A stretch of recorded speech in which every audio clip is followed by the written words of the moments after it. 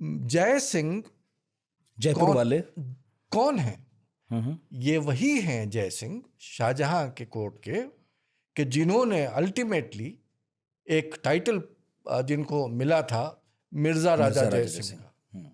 ये वही मिर्जा राजा जय सिंह हैं जो शाहजहां के पीरियड में ग्रैंडीज ऑफ द एम्पायर में काउंट होते हैं, चुनिंदा लोगों में जो बहुत बड़े रुआसा में से हैं। इसके अलावा वो जब औरंगजेब के दौर में जब शिवाजी से जंग होती है तो उसमें वो सूबादार हैं दक्कन के। औरंगजेब कभी डायरेक्टली शिवाजी से उसकी जंग नहीं होती, मिर्जा राजा जय सिंह हैं जो शिवाजी से जंग करते हैं, पुरंदर में शिवाजी को हराते हैं जी। और शिवाजी को ये समझाते हैं कि देखो सारे किले तुम मुगलों को दे दो, और शिवाजी को तैयार करते हैं कि मनसब आप कबूल कर लीजिए।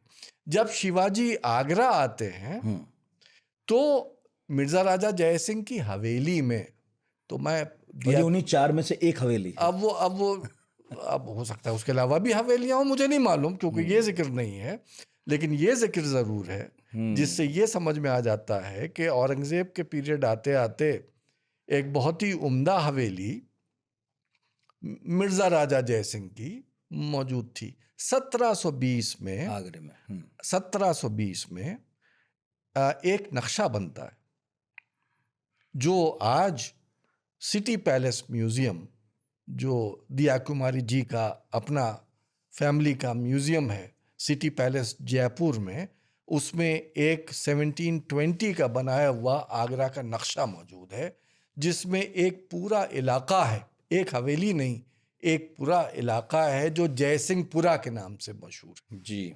1720s आते आते तो मुगलों की कोई पावर नहीं बची थी।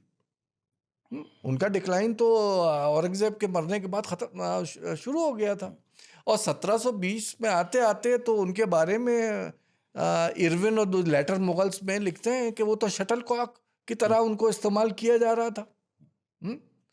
तो आखिर उस पीरियड में जब ये नक्शा बन रहा है और बनाने वाले मुगल नहीं हैं, वही मिर्जा राजा जयसिंह के खानदान वाले सवाई जयसिंह वगैरह हैं। बहुत ही सवाई जयसिंह का जो जयपुर का फाउंडर है, बहुत मतलब they are the people who are now in authority. वो क्यों नहीं तस्करा करते कभी कि मंदिर थी जो तोड़वा दी गई और ये हो गया। ठीक, वो तो उसको अपने मकबरे में उसी को रौज़ा मुनव्वरा लिखते और जयसिंहपुरा अलग दिखाते।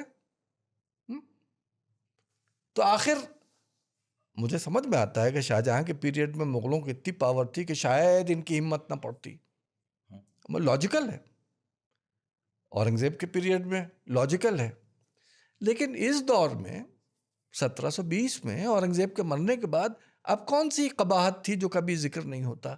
ये आके अब आज़ादी के इतने साल के बाद अब कैसे इनको याद आता है कि हमको तो गुलाम बना के रखा था और हमारी तो कोई पावर नहीं थी, हमसे ज़बरदस्ती छीन लिया।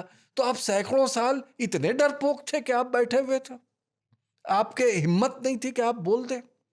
आप अपने कारखाने में नक्शा तैयार करवा रहे हैं, आपका अपना पोथी खाना है, आपके अपने डॉक्यूमेंट्स हैं, उसमें आप नहीं कह सकते थे। कोई एक ऐसा प्रमाण नहीं है। इनफैक्ट अगर आप जो मुगल सल्तनत की हिस्ट्री पढ़ें तो आपको पता ये चलेगा कि Mughals and Rajputs both were the ruling classes and rise of one depended on the rise of the other, और दोनों मिलके अवाम को एक्सप्लॉइट कर रहे थे। इरफान हबीब का मानना है कि जो मुगल स्टेट है वो बहुत एक्सप्लॉइटेटिव स्टेट है। मुगलों के बिहाफ पे एक्सप्लॉइट कौन कर रहे हैं?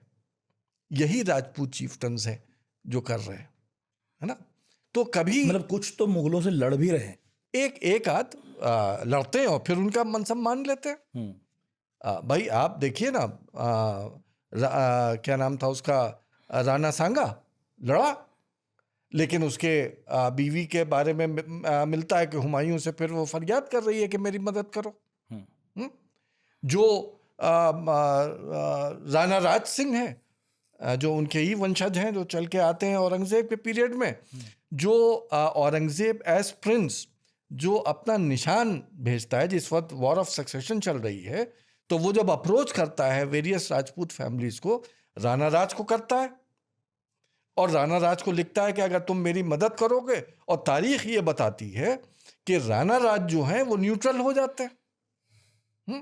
तो जो कभी मुखालफत, देखिए ये राजपाट में कभी कोई परमानेंट दुश्मनी नहीं होती, कभी कोई परमानेंट लड़ाई नहीं होती। हाँ, महाराणा प्रताप के दौर में वो लड़े हैं, वो लड़े हैं, हाँ वो लड़े हैं, वो लड़े हैं, कोई बना नहीं कर सकता। लेकिन फिर जब जरूरत महसूस हुई है तो साथ आए। और मुगल हुकूमत को विदाउट राजपूत्स तो आप इमेजिन ही नहीं कर सकते। यानी जो 1570s में जो अकबर के पीरियड में एक कॉस्मोपॉलिटन नोबिलिटी तैयार हुई थी, जो पूरी दुनिया में एक यूनिक चीज़ है। यानी उस पीरियड में, जैसे आज आप कहेंगे तो चाइना बहुत बड़ा है, रूस बहुत बड़ा है, अमेरिका बहुत बड़ा है, कौन सुपर पावर है कौन नहीं है, आज आपस में उसकी लड़ाई चल रही है। उस पीरियड में यूरोप को कोई नहीं जानता था, जो जानते थे तो वो यही साउथ एशिया था। इसमें एक पावर थी सफाविड, एक थी ऑटोमन, बस एक थे मुगल, तुर्की, ईरान, हिंदुस्तान।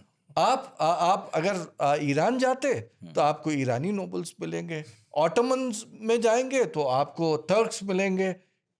ये मुगलों का दौर था जिसमें अगर आप उनकी नोबिलिटी देखेंगे, जितने राजपूत उतने तुरानी उतने ईरानी, इसका ऐसा मिश्रण किया था कि मजहब, कास्ट, क्रीड, आपका बैकग्राउंड कोई भी हो, आपकी ज़ुबान कोई भी हो, अगर आप हुनर रखते हैं तो you are there to serve the Mughal. मतलब एलिट्स के बीच में सब कुछ नहीं, एलिट्स के बीच में सब एक जहती थी।